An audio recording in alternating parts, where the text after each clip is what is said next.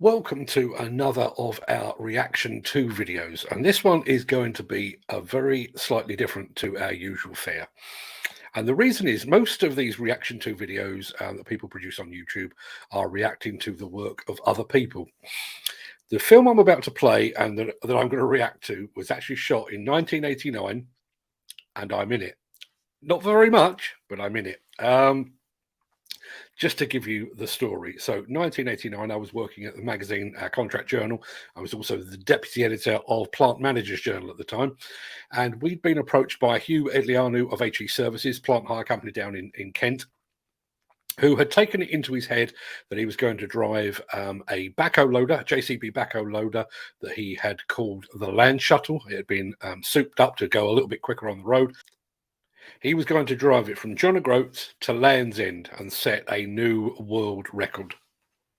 And he'd asked us, as Contract Journal and Plant Managers Journal, to sponsor him and to cover the story. And I, as the juniorish reporter on the magazine at the time, was sent off to John O'Groats to drive the entire length of the UK from John O'Groats all the way down to Land's End in one take, accompanying Hugh Edeleanu. So we'd had some meetings beforehand, and Hugh had designed kind of a space-age overall suit in sort of white and silver.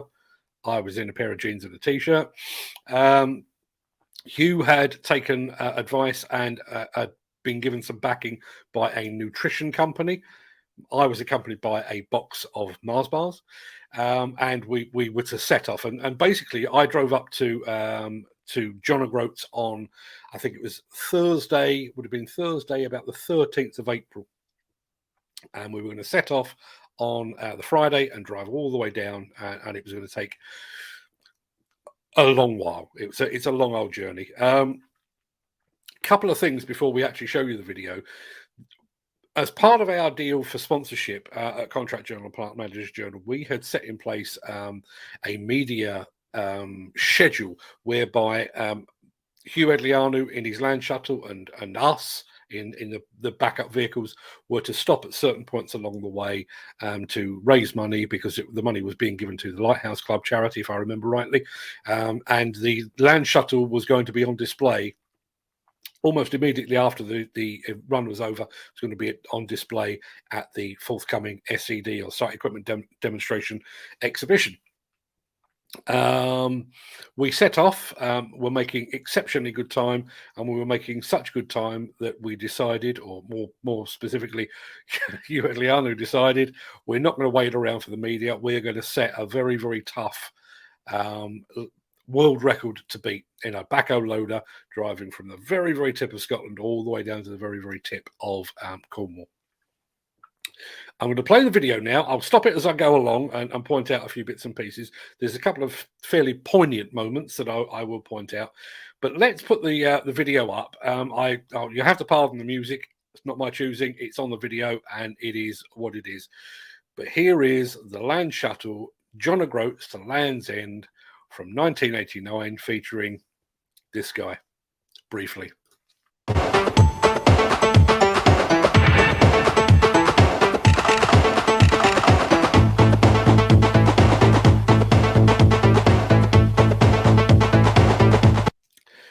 Right, two things. I am in the middle there. I am, let me see, I'm three from the left and I'm three from the right. I am the guy with the camera around his neck. Had a lot more hair then, and some very strange footwear. Not sure what was going on there. Very quick thing that I'll point out, that's actually a JCB backup vehicle that accompanies the entire length and breadth of the journey. And JCB will come up again a little bit later on. But just wanted to make it clear, we all were all very excited about the prospect of driving from John O'Groats to Land's End. The people of John O'Groats were rather less impressed. We all had dinner and a few drinks in a bar in a hotel restaurant at John O'Groats the night before we were due to set off. And that was our first point at which we actually tried to raise some money. And there was a whip round in the bar. And I know what people say about the Scots and everything else, but there was a whip round in the bar on the night before we set off that raised £1 Scottish. The only other thing I can tell you is that the day before I'd been to one of the local shops there and bought myself a very fetching tartan tie, which is still somewhere in the closet, but doesn't get many outings these days. But okay, here's how the whole thing plays out.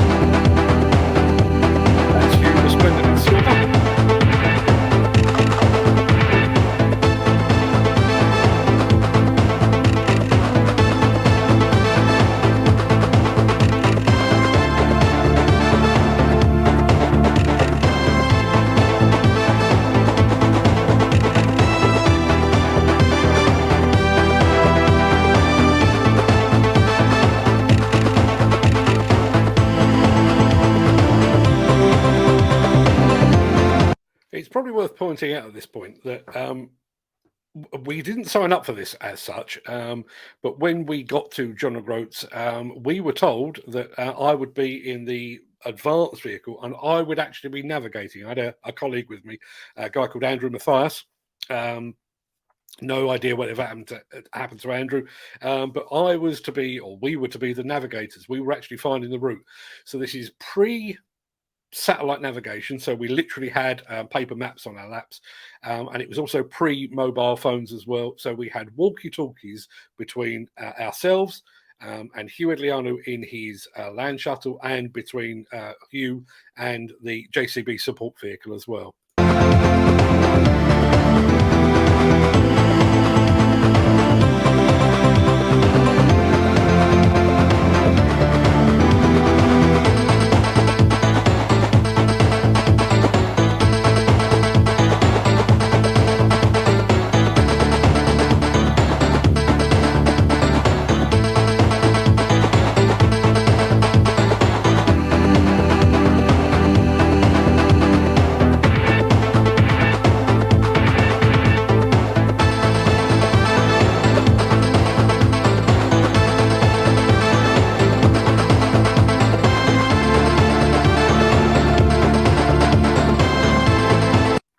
One of the things I remember most vividly about this trip was the fact that Scotland is incredibly long. As you saw from the opening shot of the video there, I think we set off at around about 4 o'clock in the afternoon, no idea why we left it so late. But we were driving for hours. I think it took us the best part of 8, possibly even 9 hours to even get out of Scotland.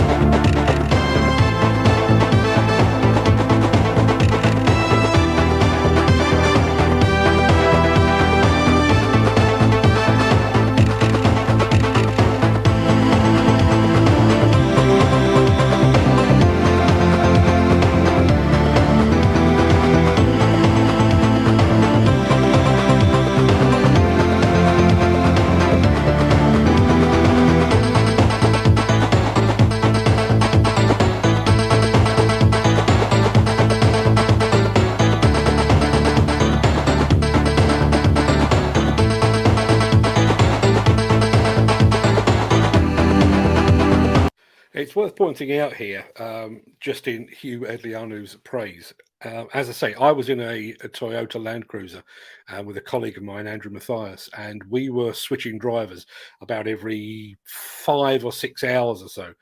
Hugh Edeleanu did the whole thing, one hit, non-stop, on his own. A remarkable achievement.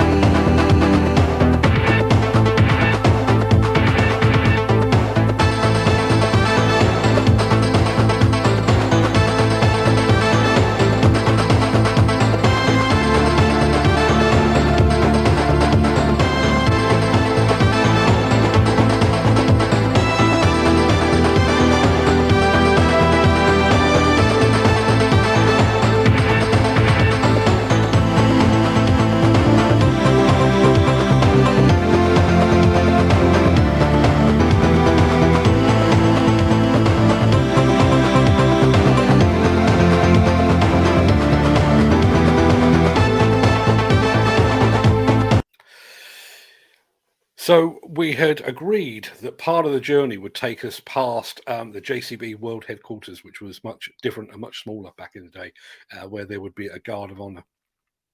This guard of honour actually happened on the 15th of April 1989.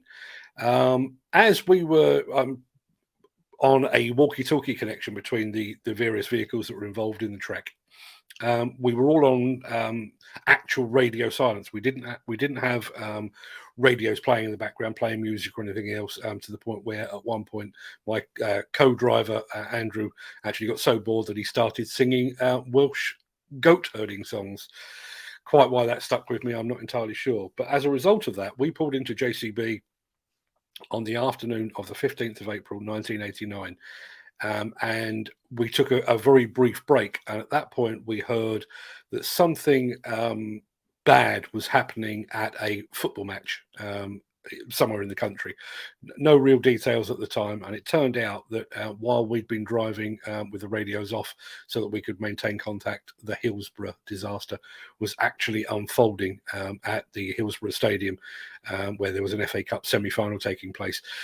We were unaware. So when you'll see me very briefly, we were all in very good spirits because we had absolutely no idea that any of that was taking place.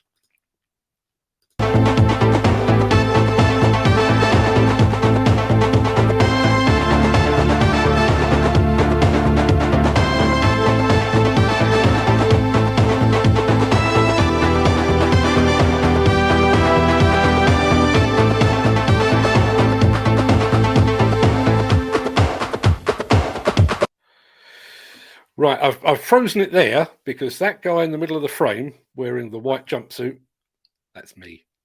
That's me in 1989. I'm fairly sure that may be the last time I pop up in the film, but I was that man. I was that cameraman. I was there for what proved to be an epic journey. So on with the film.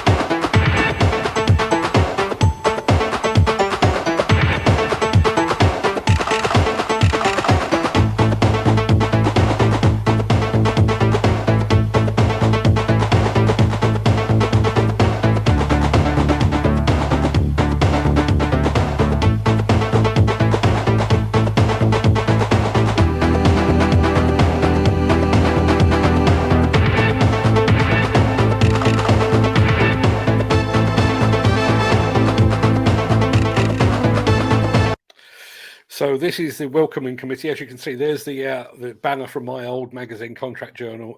We had a couple of the staff there, including our publisher at the time, a guy called Terry Chalou. I'll come back to Terry in just a second, but let's see the arrival.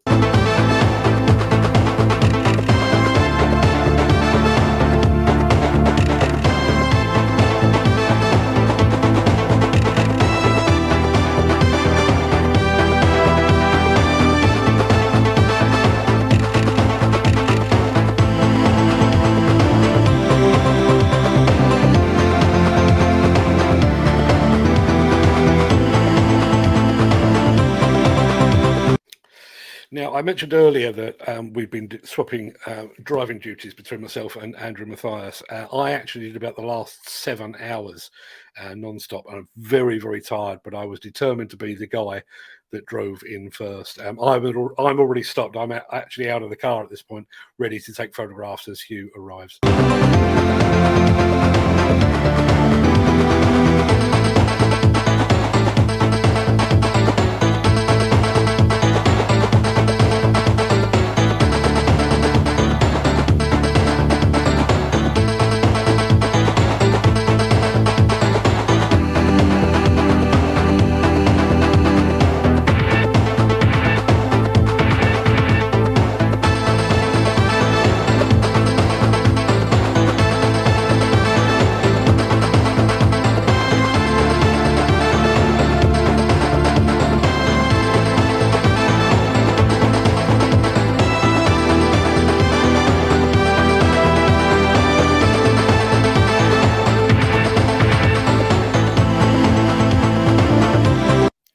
And that's Hugh Edeleanu looking as fresh as a daisy while I was like a zombie in the background.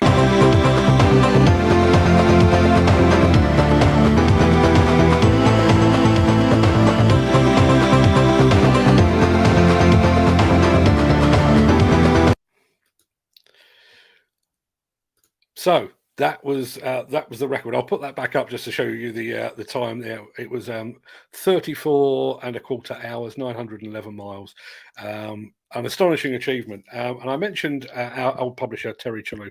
No idea whatever happened to Terry. I hope he's still safe and well. But we arrived on Sunday afternoon. And Terry, after the pouring of the champagne, Terry said, go and grab yourself something to eat, go and enjoy yourself. There's no need to be in work tomorrow, which was very kind of him.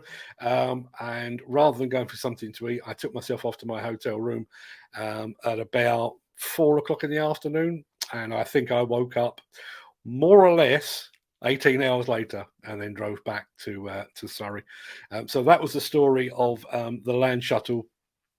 That record was subsequently beaten a few years later, and it may well have been beaten again since then. But that Landshuttle machine, I know, was still around for quite some time. But it was an absolutely remarkable achievement by Hugh Edeleanu. The very, very end of that story is that machine, as I mentioned earlier, was then sent to the SED exhibition, which I think at the time was probably still at Whipsnade. I can't actually remember, a long time ago. And the front bucket had been filled with what were fairly new pound coins back in the day. And for a photo opportunity, we stood Hugh Edeleanu with a hard hat and poured pound notes on his head, which made for a fantastic photograph, but I'm fairly sure was actually absolutely bloody painful. But Hugh Edeleanu is a man that suffered for the charity and suffered for his art as well. Haven't seen Hugh in a few years. I saw him down at his eVision Tesla hire place a couple of years ago, and he still looks as fighting fit as ever. But astonishing achievement, and I was so proud to have been part of it. It's one of those things that I look back on. It's got very little to do with what I actually do for a living. But if anybody ever mentions John O'Groats or Land's End, that story is there waiting to be told. I was there, and I was wearing a white jumpsuit and white ankle boots. The 80s, eh? What would you do? Thanks ever so much for watching. Hope you enjoyed that blast down memory lane, and I'll be back again with another reaction to video, only this time I probably won't be in it. Thanks for watching.